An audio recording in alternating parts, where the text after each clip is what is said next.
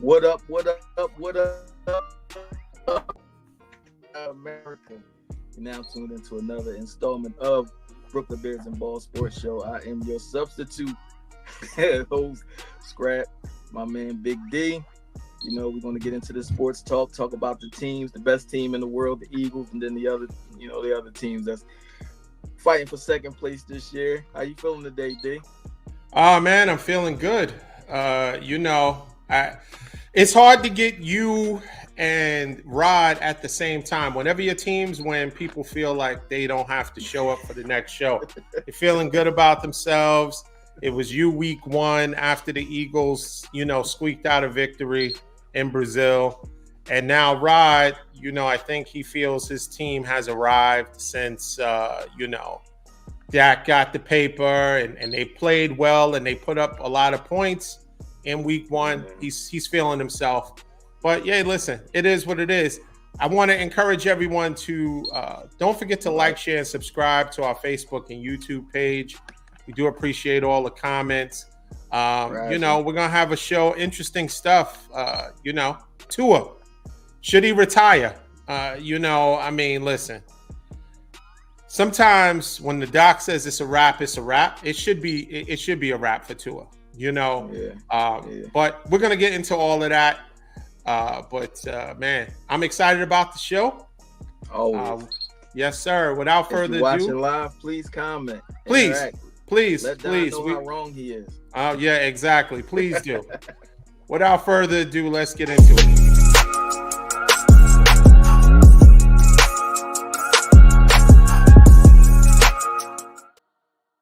Okay, for everyone that's watched the game that everyone's discussing, we started to kind of touch on it about Tua. Now, for those of you that don't know or haven't been watching Tua's history, dating back into college, Tua's had some injury history, right? I think he had a hip issue. He had several concussions. But what really brought the concussion issue to the forefront was 2 years ago, where he sustained 2 known concussions. I think he had more. But I think the one that is most notable is the one where he was actually fencing. The term is fencing, when your arm seize up. And it's like you're kind of, hands, arms, everything locks in, it kind of seizes up. That was a really scary situation. And back in 2022, Tua was in discussion to retire with his family and with the team. But Tua last year, thank God he had a smooth season, no injuries. We thought he took some grappling classes, some taekwondo. He was taking Tai Chi. He was learning how to do splits. He was doing all kind of stuff so that he wouldn't get hit.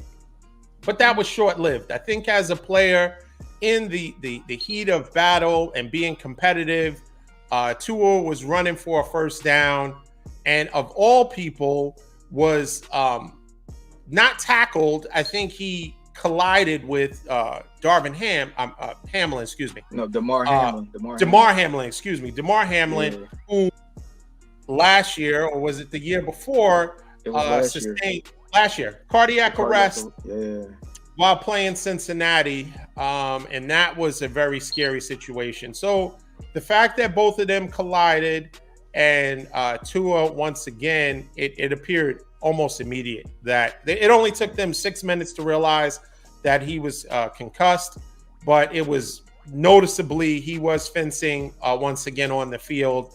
And so the question is it time for Tua, now that he has gotten the bag?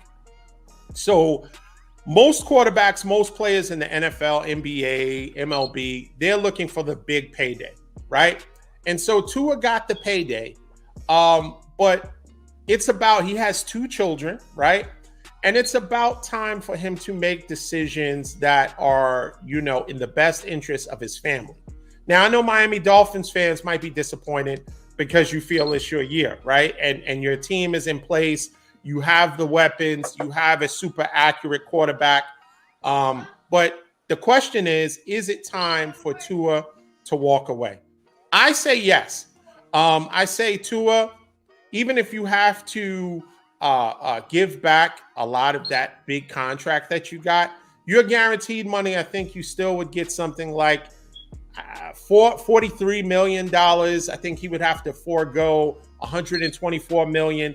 Now, this is the thing. Right. If he is determined, if it is determined that he is medically unfit to continue playing, he gets all the money. He gets the full contract. Now, if he decides that he wants to step away, then that's where he forgoes the $124 million and he still walks away with $43 million. Now, that is generational wealth. He seems like a super humble guy. I think that's enough money to live on and be able to spell your name, right? So right. That's what it's about. Walk your daughter down the aisle, all of those things that are really what's really important. What do you say, right. Scrap? I think that at this point, we talked about this in the group text, his brain is going to be mush. He can't keep taking this punishment. And the last concussion he got, I didn't actually see this one, but the one you were talking about with his fingers locked up and everything, he's fencing, that was scary. Like, I thought he was done then, to be honest with you. But like you said, he came back last year, had a really good season, statistic wise and everything, even just the overall success of the team. But at some point, you do have to put your health before any dollars, amount, because I've never seen a Brinks truck following a hearse. You see what I'm saying? So, yeah. If something happens and he, gets hurt to the point where he's incapacitated, then what? His family get the money, but he's not going to be able to enjoy it with him. So, hopefully, a doctor will be the adult in the room and tell this guy, look, just hang it up. I understand you think you can, but, who's going to say the next hit is not going to be the hit?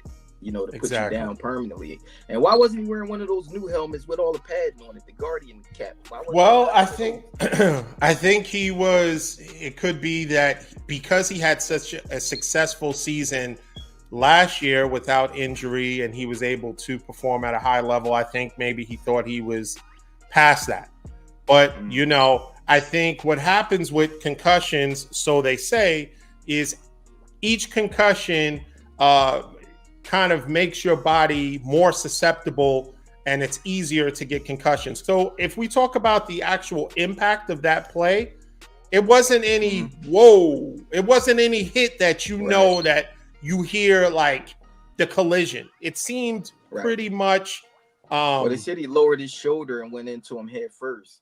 Yeah, and he kind of caught his arm, Hamlin's arm, and kind of his side. So it wasn't even a, helmet to helmet per se, where you had full impact, but it was kind of it seemed almost grazing, like a grazing hit. And that's what, really ultimately, but it was obvious once that happened that it was going to be a wrap. And then he got up, and sometimes people are fooled by a person walking off the field, right? Or you see somebody on the stretcher and they give a thumbs up. That might be the last thumbs up, right? We don't know what that, like the thumbs up is not indicative of how successful a person's going to be, right? That might be just adrenaline. That might just be the person, like sometimes injuries or trauma takes a while for it to really take its toll. So from the standpoint of Tua, I hope that he gets, I hope decisions are made in the best interest of him and his family. I hope that he doesn't feel obligated to continue for the sake of Miami or for the sake of his teammates. And you're not letting your teammates down by making a decision that's in your best interest. Now, will Miami be impacted? Of course they will, right? Because how do you replace someone that has chemistry with, Tyreek Hill and Jalen Waddle and, all of the running backs, Achane out of the backfield, and, Mostert was hurt. He didn't play, but you have that, right? And him and the head coach seem to have a really good chemistry. They understand each other. Now, the question is, and we have to ask this, was Flores right? Was Flores right? Right? Because a couple of weeks ago, Tua was talking about the fact that Flores was super mean to him because he said, you really shouldn't be doing this. Like, you're fortunate to be in this position and you really shouldn't do it, right? And we wanted Justin Herbert. Now, Justin Herbert has already had his own issues, and I think he's dealing with plantar fasciitis in his foot, but he's had injuries, but not to the extent that Tua has, right? Yeah. So Tua had a discussion with saying that he felt, that Brian Flores was super mean to him and just. But do we come to grips at some point and say Tua is great of a player and potential as you have to be a player? Maybe this is just not the sport for you. He had injuries in college, right? So we've had enough body of work that we understand that, although he has immense talent, he's super accurate, and he has the desire. Sometimes desire is not enough. It's not enough when you're playing with NFL players that are trying to take your head off, pun intended. Yeah. You might need to just fall back and make the decision that's in the best interest of your family. And I hope he does that.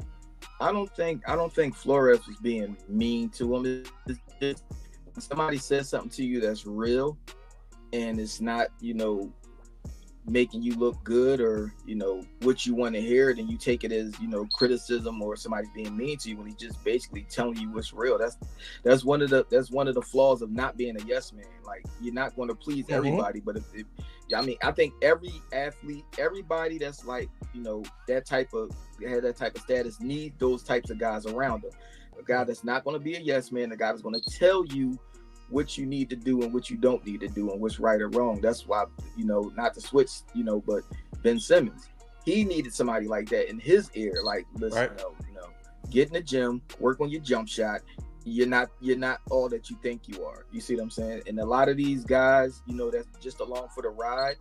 If they go against the, what makes the cash cow happy or whatever, they might get kicked. They might get kicked off the ride. Now, I wouldn't want to be off the ride.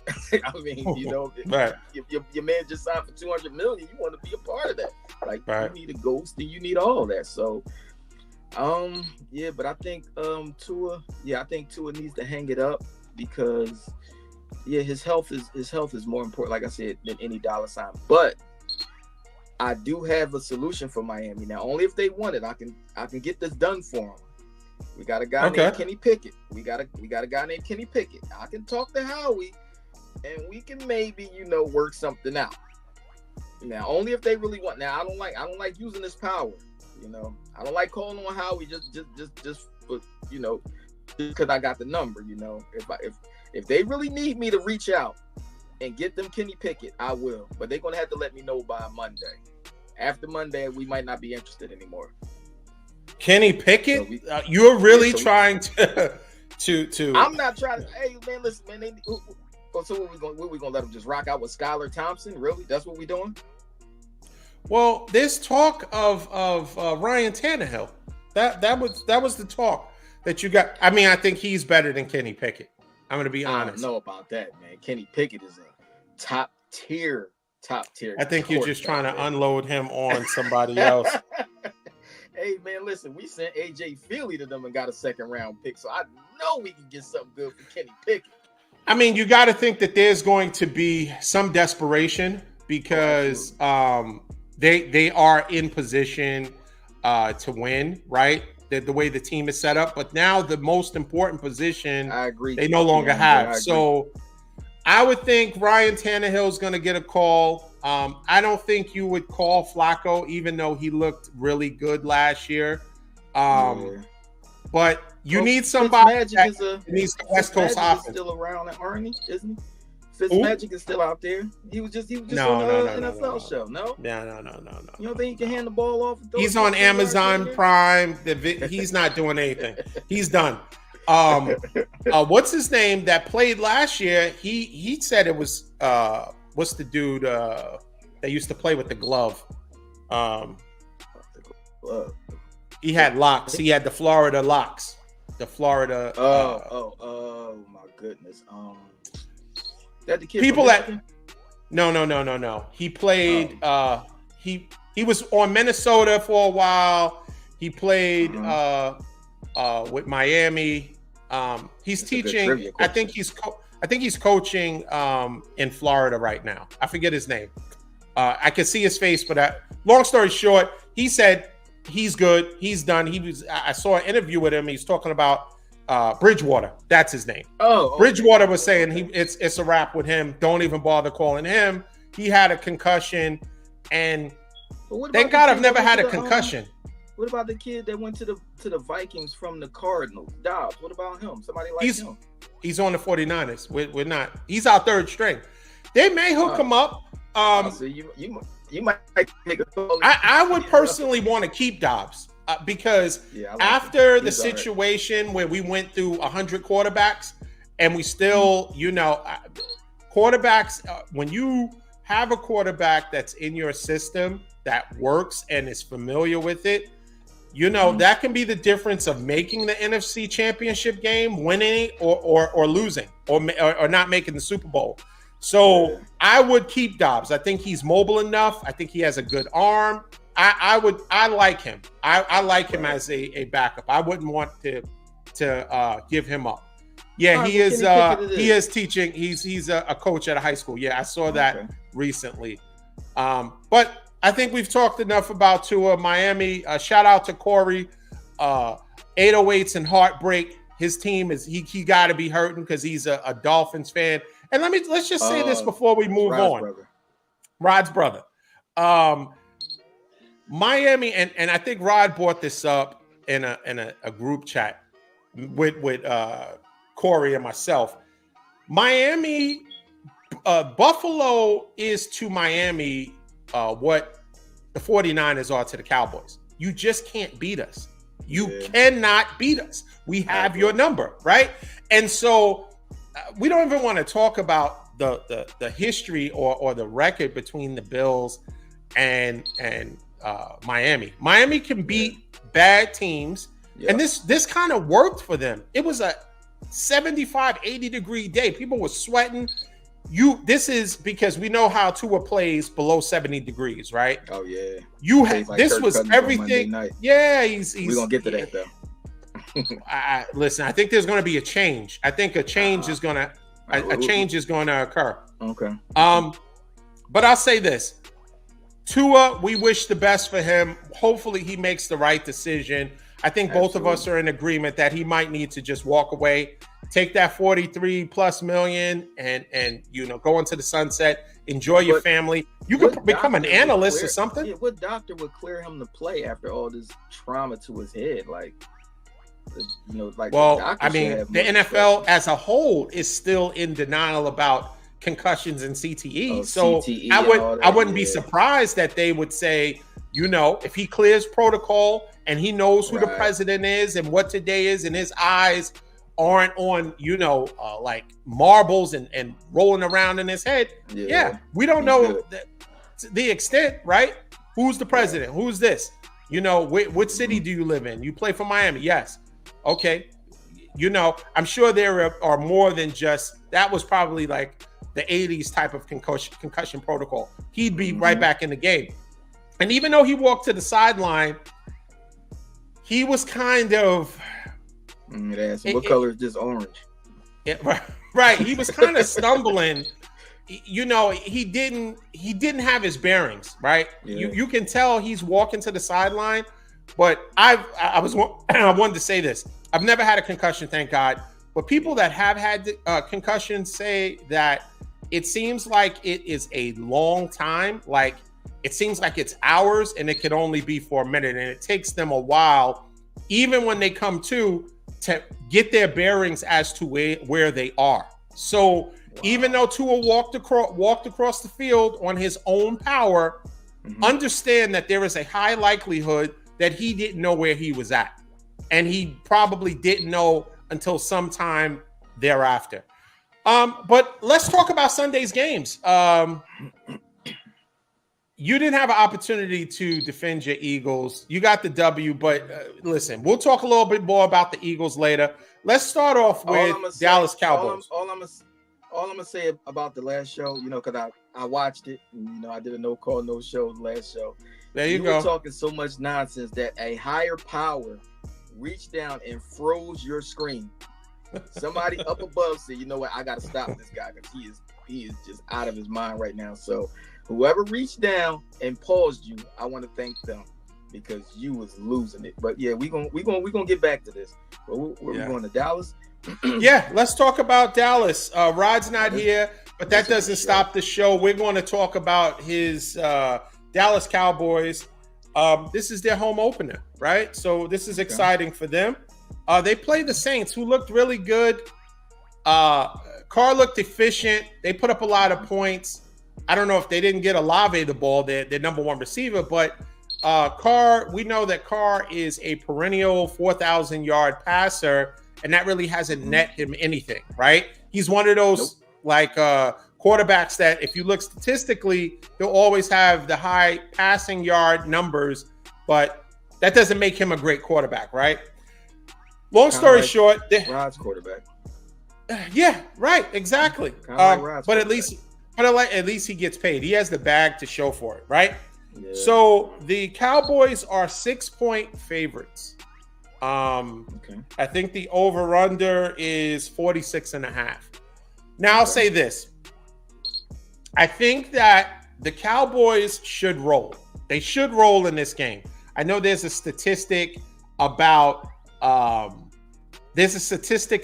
when Dak is favored by more than 6 points. They usually win by double digits, or they usually win by 2 scores, or 2 touchdowns. I think based on how the Cowboys have played, first week it was the defense that won the game for them. I wasn't impressed offensively by what the Cowboys put out, and I told Rod this. But a W is a W, right? I think they will be more in sync. CeeDee Lamb and Dak will get back to their, more of their chemistry, right? Brandon Cooks. The jury's still out about the run game.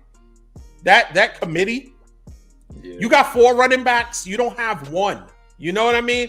If each person is taking a down to run one play, you don't have a running back. So I think they're going to have to work through that. But time will tell. I do think that they'll ultimately win. But if Derek Carr somehow can get his skill receivers, namely Chris Olave, involved more, because I think Chris Olave had 3 targets. That's unheard of. He's a explosive receiver. If he can get him involved and Rashid, and he can get, over the top bombs, I think it can be competitive for the first half, maybe even into the third quarter. But I think as we know, the cream always rises to the top, and I think Dallas will win. What do you say? I think that, they just pretty much teed up a home run for Dallas. Like they couldn't have gave them more of a mop of a team. Like the Saints, like you said, Carr is all yards, nothing else. And outside of Olave, that Shaheed kid, he's fast, but no, they don't have nothing for Dallas. So like you said, Dallas should roll. I would like to see them lose, but they should roll over this team because what is Kamara? Is he even good this year? Like he had a decent game. Yeah, he had a decent game. He had a major injury last year though, right? I think he was injured. I think he lost significant time. Yeah, that kid Williams got the the lion's share of games and touches. So we'll see. I can't. I don't. The Cowboys, they just do the same thing every year. Like they beat up on mops and then they lose to they start pointing the fingers at everybody, and it's just like how many times it's like wash, rinse, repeat. Like I don't know. It's too early. The jury's still out on the Cowboys. Are they good or are they just who they are? And that's for we won't know until they actually play high caliber teams. Beating Cleveland and potentially beating New Orleans. I don't think that's not the measuring stick for Cleveland's defense is good, but their offense is what? North Tuckahoe University Community College offense. Like, yeah, I think until Deshaun Watson can somehow get his head in the game and really perform to the level that we think he can perform based on Houston. And he's fallen into that Houston. He's a Houston quarterback, right? Used to be. There you go. Houston was. And so, I mean, that hasn't stopped him from getting a very handsome paycheck, right? That doesn't stop him from that. But it is what it is, man. Do you have a score for the game? For this game, I'm gonna say Dallas upwards of, I'm gonna say 38 to I'm gonna say about 38. They should score over 40, but I'm gonna say 38 because it is Dallas. Dak will throw a couple of nice picks. 38 to 21. 38-21, Dallas. I think Dak will have more of an impressive game. I have it 31-17. I think you can still score in Dallas, right? If you get the ball out fast enough, you're going to have Micah, you're going to have them on your neck. But if you can actually kind of motion away from Micah's rush and get the ball out fast, that's why I think it's going to be imperative to get, Olave, who in open space is phenomenal. Plus, I have him on my fantasy team, so I do have me too a bit of a vested interest in him performing. But I do think he's just a really good player. He's really, really good receiver. I think 31-17 Cowboys. I think they're gonna have a late pick six to just ice it. Yeah, I think it's gonna be like that. I think the defense is gonna score. Touchdown. Yeah, for sure. I mean, I hate to say it, but yeah. Let's talk about the 49ers. The second best team in the NFC. Let's talk about them. Oh, is that it? You think so? I mean, at least second. At least. I appreciate that. Definitely not third. 49ers are 5.5 point favorites. The over-under is 46.5. Now, Justin Jefferson just had a press conference, and the reporter asked him, what did he feel about the way we played defense on Garrett Wilson, and pretty much, reduced him to a subpar receiver. He had a few good catches, a little over the shoulder, it was somewhat impressive, but we held him in check. And Justin Jefferson, and I agree with him, he said, with all due respect, I'm not Garrett Wilson. Now, he is a phenomenal receiver. Don't want to take that away from him. But Sam Darnold is your quarterback, okay? Right. And I don't want you to get... Now, they did beat us last year, right? They beat us, and Justin Jefferson didn't play, right? But you had Jordan Addison, and he had a phenomenal game. That was his coming out party. He had a fantastic game. Jordan Addison is dealing with an injury. He's not playing. Justin Jefferson is going to be the guy. And, you don't have Cousins anymore, right? So I think it's going to be a different game. Now, for those 49er fans, of course, I think by 4 o'clock today, I do feel that they are going to put CMC on injured reserve, right? And it's a bit deflating, right? People may say it could be, the Madden cover curse. It could be the number one pick, that curse. I think CMC, he had a phenomenal year last year, pretty much injury-free. But I think there is an opportunity to learn from this. Jordan Mason was phenomenal. He showed, 147 yards rushing. Of course, they put Debo right back into the slot prior to when CMC came. Right. So you had that 1-2 punch, right? Jordan Mason, I think, is good enough. I think moving forward, once CMC comes back, I think that the lesson is we need to not, you don't need 25, 28 touches a game. You don't. We are a team that is built for February. That is our focus, right? Confetti, New Orleans, February. That's what we're trying to get to. So the during the season, all of that, those stats and statistics and all of those touches, I think we need to scale it back. Once CMC comes back, we need to work him into the system. Hopefully Jordan Mason by then is continuing to play the way he has played in week 1. And I think having CMC work his way back in, probably week 5 and beyond, perhaps week 6, we slowly start to get him in, get CMC in kind of a mid-season form as we work him back in. And to have that tandem, I think it would be successful to have a 60-40 split, because Jordan so far has shown that he can handle the workload. He can, pass protect. He can catch out of the backfield. I think he is a very good complementary piece. And I think he'll be moving forward based on our system, schematics, and how, he'll be schemed open and the other weapons involved. I think he'll be a top 10 running back until CMC comes back. What do you say? Unfortunately, I do agree with you. It's like y'all got a knack for picking, good, solid running backs. I mean, y'all picked Raheem Mostert off of our out of our recycling bin.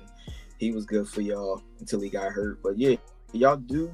I mean, with the exception of y'all poaching CMC from Carolina, but y'all do draft really well, all around. I'm not just gonna say just running backs. Y'all scouting department is really good. That's why I say that. It's no shame in being the second place team this year. But this game, I'm not gonna put y'all on upset alert like you probably gonna do us in about 5 to 10 minutes. But I mean, I think y'all should roll, because their quarterback is, like you said, Sam Darnold, and he was like the garbage guy for y'all last year, garbage time guy. I mean, he saw some minutes against us because y'all beat us half to death. But right, he's nothing other than what he is.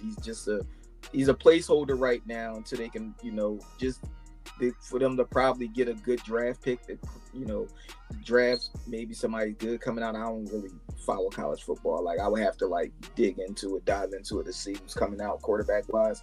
But yeah, y'all should roll over this team. And Justin Jefferson is he's not Bugs Bunny. He can't throw the ball to himself and then catch it. He needs somebody to deliver him the ball. And I think that your overall defense is not going to allow him to go crazy. I mean, the only thing that he didn't do that's a saving grace is he didn't say anything about y'all in particular. Right. Who's this guy? He can't do nothing with me. And right. He was.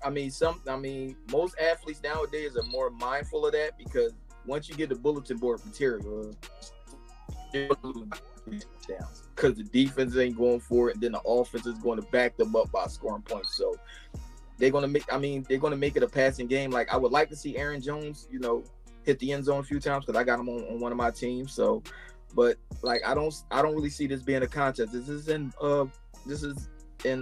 Minnesota, or is it? It is. It's in Minnesota. Minnesota.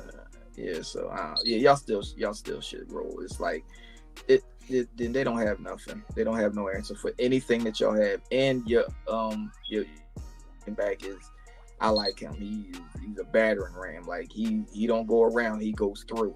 And that north to south runner is becoming a lost art, because everybody wants to go east to west and then juke and then step back and then run backwards 5 yards and try to get him 3. The shortest distance between two places is a straight line. Straight line, so, yes, absolutely. Straight ahead. If you only get 1 yard, okay, next is 2nd and 9. You might fall forward for 5 yards. 3rd and 2, whatever.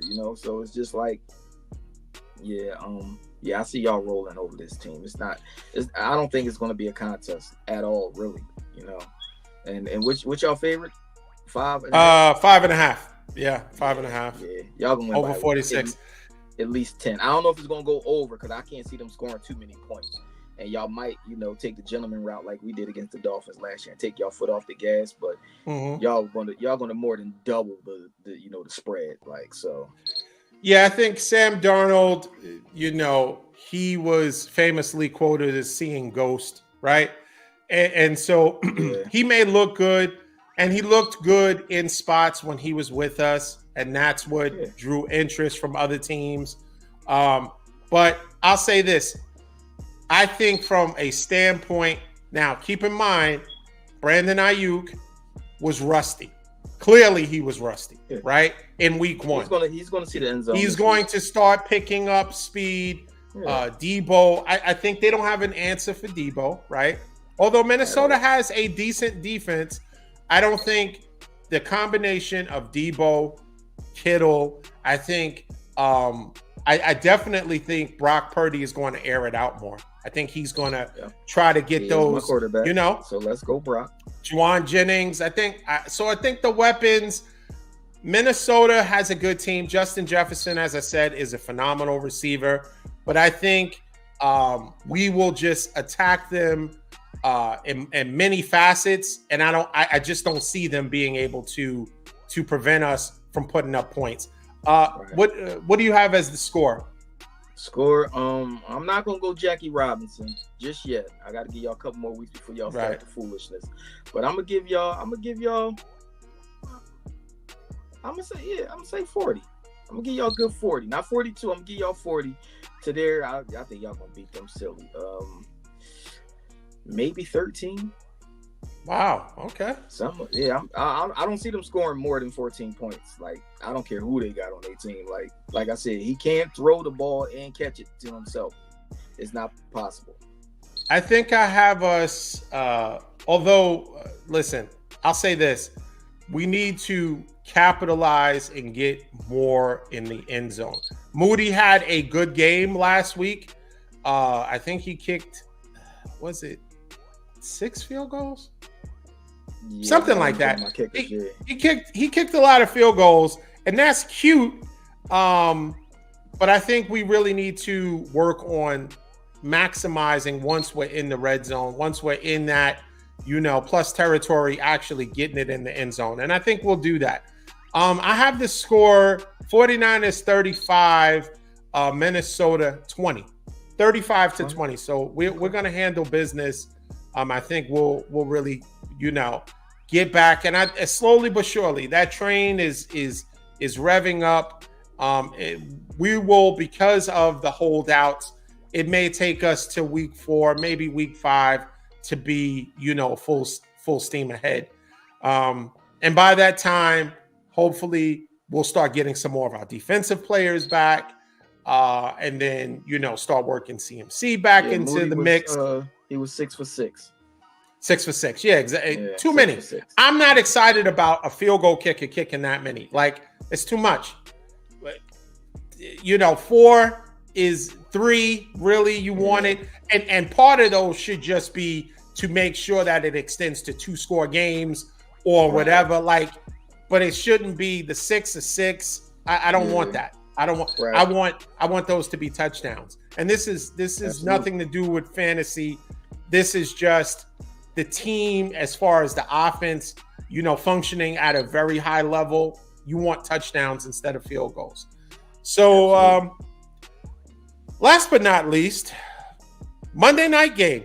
Now, I know you're going to say that Kirk Cousins doesn't perform well on Monday nights, and the moment will be too big for him, right? I'm not making nothing up about him though. It's like, this is what we've seen, but go ahead. Continue. But this is not the Falcons of old. Now they have an opportunity to really do some stuff, right? They have arguably a really, really top 3, top 5 running back, right? Arguably, right? You have Kirk Cousins, who's a veteran, right? Veteran quarterback. He is known to have a high level of accuracy. You have really good receivers. I see people are already calling for Penix. Now, Penix will have his time, and I'm sure if at any point Kirk Cousins doesn't play up to form or up to speed, I think they'll move on because Penix looked really good in preseason. And of course, we know he had his accuracy in college, and what he did in college was phenomenal. Actually, got an opportunity to see him up close and personal when Washington played Stanford. And he was amazing. But I'll say, because they paid Kirk Cousins $100 million, they're going to ride that out for as long as possible. And maybe give Penix, an opportunity to get up to NFL speed. So when it's his turn, he can, and that might be week 6, 7, and beyond. But right now it's Kirk Cousins. And I think with Drake London, of course you have the tight end that's underutilized, right? And Pitts, who was phenomenal in college, and since he's been in the pros, is it him not being able to translate to the next level, or is it more of the fact that the system that has been in place with, Arthur Smith prior has not really worked hard to ingratiate him and put him in the offense? Because, all measurables, hands, speed, size, he should really be a top 5 tight end, and he's not. He's not utilized that way. So I think Kirk Cousins is going to want to make a statement. I think that they're going to try to kind of air it out. I think Bijan, I think you can still run on the Eagles. You can run on the Eagles, right? And if Kirk Cousins, Hassan Reddick, I don't think he's coming back, right? He's a Jet. Oh, I'm sorry. That's right. I'm sorry. He is a Jet. He's a Jet. I'm sorry. We'll take him. I'm sorry. Because the reason why I made a mistake is because I didn't see really any significant pressure on the quarterback. And you had that with Hassan Reddick, and you don't have that now.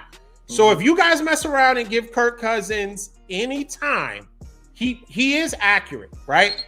He does have enough arm strength to get the ball to open receivers.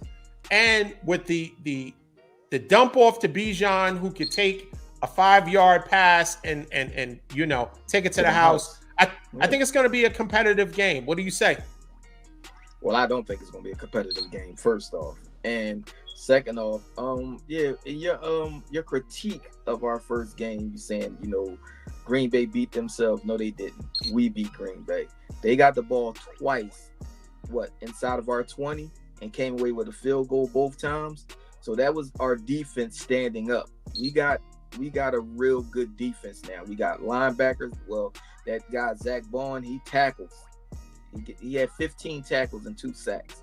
Okay.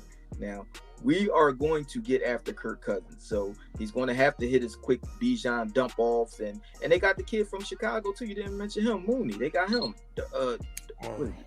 Darnell Mooney? Darnell Mooney, yeah. Darnell Mooney, yeah. Well, I'm sorry.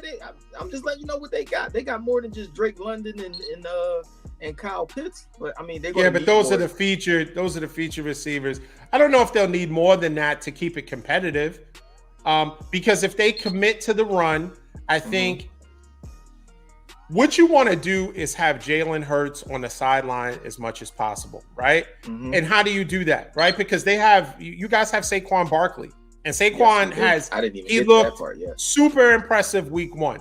He was the highlight for me for the game. Jalen Hurts turnovers. I think any other team would take full advantage. The reason why I said Green Bay beat themselves is because when you get a short field off of turnovers, maybe one time you kick a field goal, but you have to punch it in. Right? And that's how you really and when you don't do that, because listen, the Eagles ain't chopped liver, right? They're a good team. You can't when they give you an opportunity. They're not a cheesesteak, right? They're not a Geno's cheesesteak. They're a decent team. No, absolutely not. Geno's cheesesteak, we don't eat that stuff. Okay, well, that's what I think they are. I think they're a Geno's cheesesteak with cheese whiz on it. Not whiz.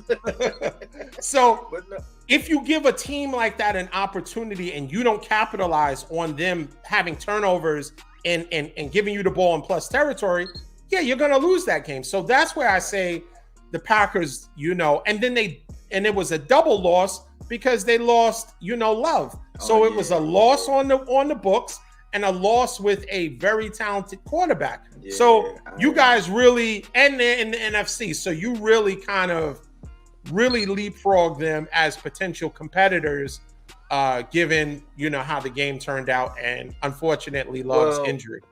In our defense, even if Love stayed healthy, they still wasn't winning that game. So I mean, I feel like we was above them anyway, and just with the acquisitions we got, just getting Barkley, and then we got linebackers, and now we got corners. Our defensive line, I agree with you, it left a lot to be desired, but I feel like we're gonna get it together. Like Vic Fangio, I like him, man. I heard a couple of his interviews this week, and he's real straightforward. They was asking him about Nakobe Dean, getting time over Devin White, and he said, well, Nakobe won the job coming out of training, preseason and training camp. He said, simple as that. He said, Devin will get on the field, but Nakobe is the starter.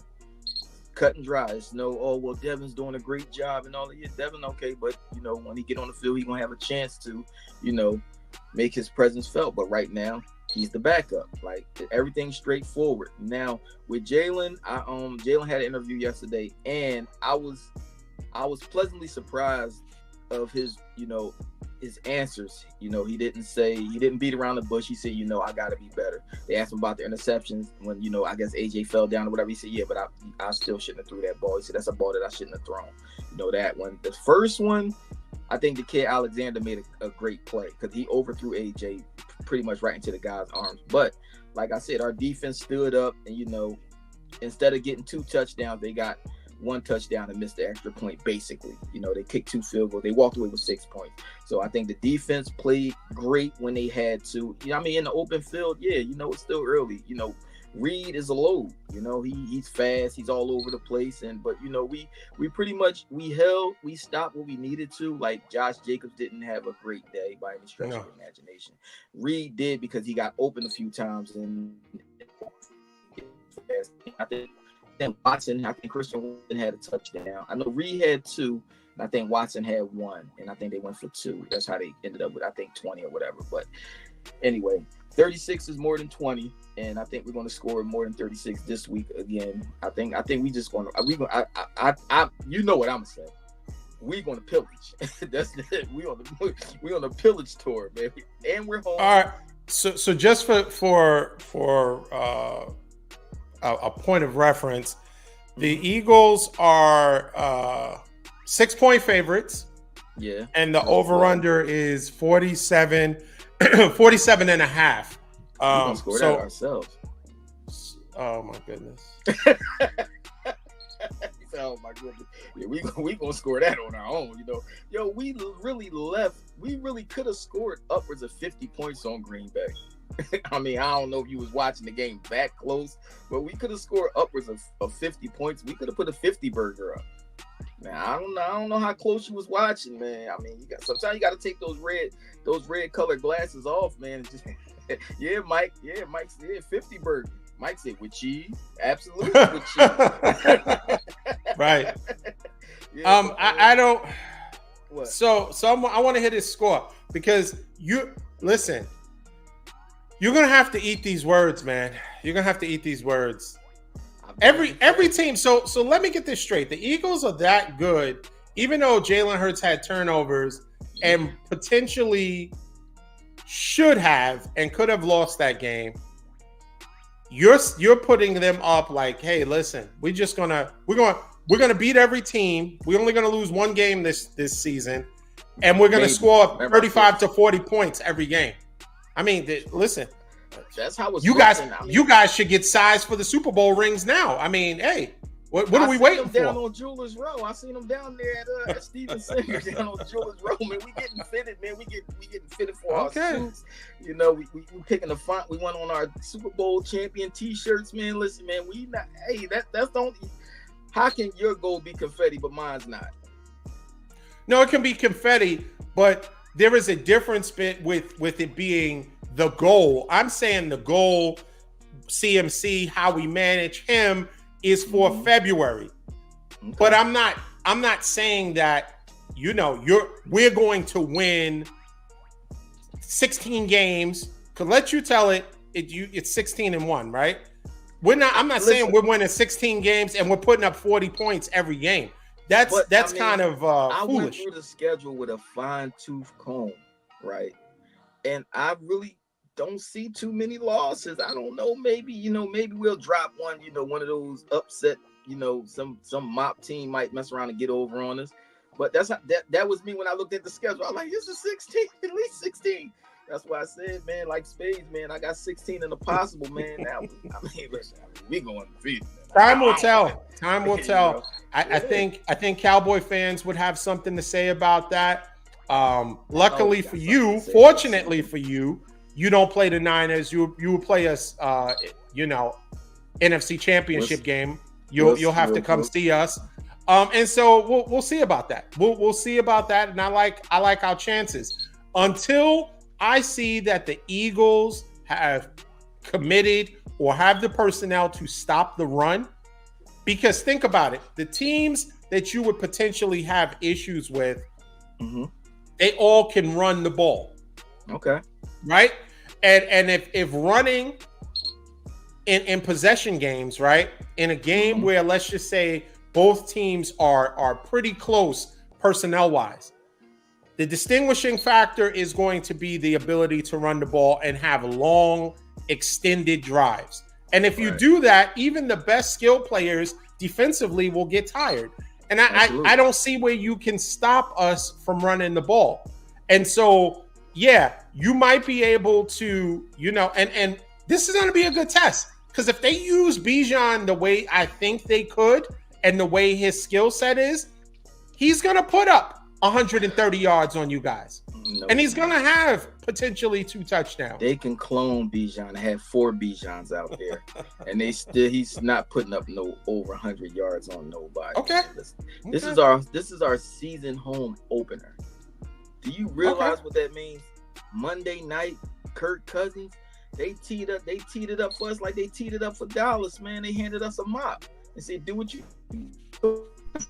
Gonna pop the hook with these dudes, man. I mean, luckily for you, y'all don't play us this year until if y'all make it to the NFC Championship game, we'll be waiting. Y'all can come, go to Geno's and Pat's and get y'all confections. Yeah, I appreciate that. Ain't no problem, man. Listen, no problem. So what's the score? What score? Since you're gonna lose one game and put up 40 each week. Well, this game, this is going to be a drubbing. You can look that up. That's just pummeling. Like we're going to pummel these guys. I'm gonna say, Now I want to be realistic and generous at the same time. I'm gonna give them like 13 points. They probably score a touchdown and kick like 2 field goals, but it's not going to be close. I'm gonna say we're gonna score. I'm gonna say 30. I'm gonna be a little, what's the word I'm looking for? Modest. Yeah, I'm gonna say we're gonna score like 40, 42. 42-13. It's gonna be ugly. Watch.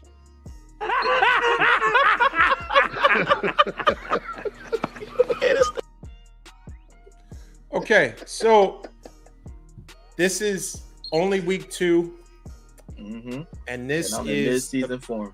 This is the first of this season on Brooklyn Beards and Ball. The first upset alert. You guys are on upset alert. You heard it here, and I'm going to clip this. Right or wrong, I'm going to clip this part. I have Atlanta beating the Eagles. Kirk Cousins is going to ball. 3 touchdowns. I think Kyle Pitts is going to get involved. Drake London is going to, it's going to be a Drake London sighting, and Bijan is going to have a game. He is going to ball. So I have Atlanta beating Philly 35-28. 35-28. You think they're gonna score 35 points? Oh yeah, they will. So we're gonna lose the Bird Bowl, is what you're saying? You're gonna lose it. You're gonna lose it. All right. Yeah. Okay. Yeah. Endangered. When it's over, the Eagles are gonna be an endangered species. The bald eagle. Hey, listen, Falcons. There's a ton of Falcons. Falcons is all over the place. But the eagle will be endangered after. And so I think Atlanta is going to get their act together. I think Kirk Cousins is going to, Well, I think what we're going to do to them is, like you said, it's going to help them get their act together. They're going to say, man, there's no way we can take another beating like that. And they're going to all come together and they're going to just make a pack. And then they might run off like 2 or 3 straight wins after this. We definitely going to turn them into better people. Remember when you used to get beatings when you was little? And your parents say, this is going to make you a better person. That's what we're going to do. Right. You know, okay. We'll see. Pull the belt out and do what we got to do. And, you know, that was cool. That was cool what you said. But when we get off here, I'm gonna get your address. I'm gonna ship you some crow out there. Man. Oh, okay. Yeah, no problem. Yeah. I'm gonna ship listen. Out there, man. So you get a little listen. Do me a favor. Do me a favor. After Monday night's game, if you don't mind, you could send me. I don't know if it's legal to do this. Maybe we shouldn't say this over the air. But send me some eagle meat because there's gonna be eagle. There's gonna be residual eagle all over the place. I'm telling you. You're gonna be listen, Kirk Cousins is going to have a game. They're going to win. You guys are on upset alert. Okay. All right. And I'll say this. Let Jalen Hurts turn the ball over and see. And then that drubbing that you're talking about, it's going to be a drubbing. Let him turn the ball over. Atlanta will take full advantage. Remember, they don't even have the tools. They have So think about it. Kirk Cousins, Jalen Hurts. Mobility standpoint, of course, Jalen Hurts wins. But I think quarterback play, people could say it's a wash, right? Okay. Skill players, running backs could be a wash, potentially, right? You could say that one cancels the other out. I would give you guys the edge in receiving core, right? The edge? I would give you the edge in the receiving core. I think you have a better edge. I'm not. You guys are better, okay? I'm just way giving. Better. I'm giving. Okay, but you got to get the ball to them, right? They can be better. Yourself into them winning. That's what you're trying. No. I'm not. I'm getting to the most important part. X's and O's. Okay. The coaching advantage, excuse me, goes to Atlanta. Atlanta has a better coach to me. Okay. So I think if it comes down to a tight game, who's their coach? Raheem Morris. His name is Raheem Morrison? Hold on a second. He was with the Rams. Let me see. Sorry. I'm almost certain that's who's the coach is. Falcons coach. Yeah, Raheem Morris. Raheem Morris is the coach. The truth hurts. That made Scrap jump off. Raheem Morris. Raheem Morris is the coach. It don't matter. Okay. Okay. No, I think he's going to do way better than Arthur Smith in utilizing his skilled players. So I think. Okay. Yeah, that's fine. That's fine. With Mike Tyson say, we're gonna beat them to Bolivian. Okay. We're gonna beat them to Bolivian. Time will tell. But in any case, man, listen. This week is gonna be a good week. Ask everyone to, once again, we thank everyone that jumped on. Once again, like, share, subscribe to our Facebook and YouTube page. Absolutely. We appreciate. Let Don know how wrong he is. Yeah, exactly. And on the next show, when you see that, once again, Atlanta gets the victory over the Eagles, they upset them Monday night. No, it's not going to be a moral victory. They're actually going to handle business. I think Atlanta has the potential to be a contender, and they have the potential to win that division. I know Tampa Bay has something to say about that, but I think Atlanta is poised with a veteran quarterback and really good skill players and a good head coach. They have an opportunity to win that division. And it starts Monday. Starts Monday. They're going to handle business Monday. 2 things before we sign off. Sure. One, I changed my mind. I got the Vikings 28-17 over the Niners. And oh, that is so corny. That is, yo. So that's what it's about. Now the Niners on upset alert. Okay, cool. No problem. It's not even gonna be an upset, man, because we all know what the Vikings are, man. Fran Tarkenton and all those guys. Oh, so now, oh man. You see that? That is the first petty sighting of Brooklyn Beards and Ball. You're going to change your pick. You went from saying that the Niners are going to blow them out to changing your pick to an upset because I gave a compelling case. Sometimes I don't know what I'm saying, man. I gave a compelling case as to why Atlanta is going to upset you guys, and that forces you to change your pick. No problem. That wasn't compelling. And secondly, but on a more serious note, I want to give a shout out to my son. My son Elijah, he went out for the golf team for his school, right? Huh. He's been playing golf for about a month roughly. Like he had his first match 3 weeks ago, and he had 2 matches this week. And with that being said, he was informed by his coach yesterday that he will be playing for the championship in 2 weeks. So it's like night and day with his golf game, because I think the first game he had like 70 strokes, and then like the last game he had 54, and then he got down as low as 52. So I'm like, it's crazy. Like, it's amazing. I can't even throw a golf ball straight, let alone hit it straight. Right. So shout out to him. He told me, he said, I'm gonna get cooked. I said, it don't matter, man. I said, you've been playing golf for a month, and you're more advanced than people that have been playing for years, so yeah, exactly. That's what's up, man. Yeah, man. I'm proud of him. Congrats. Proud of him. Congrats to your son, man. That's good stuff, man. Hopefully we'll come back champions in 2 weeks. If not, it was just good getting there, man. No, that's absolutely. That's it. You got to be in there. You got to be in there, man. That's good news. Yeah, absolutely. That is good news, man. Well, we appreciate everyone that jumped in and joined us. Shout out to Rod, who couldn't be here today. But hopefully the Cowboys lose this week. Once again, shout out to everyone. Thanks for joining us. Please like, share, and subscribe to our Facebook and YouTube page. Until next time, everybody. Peace.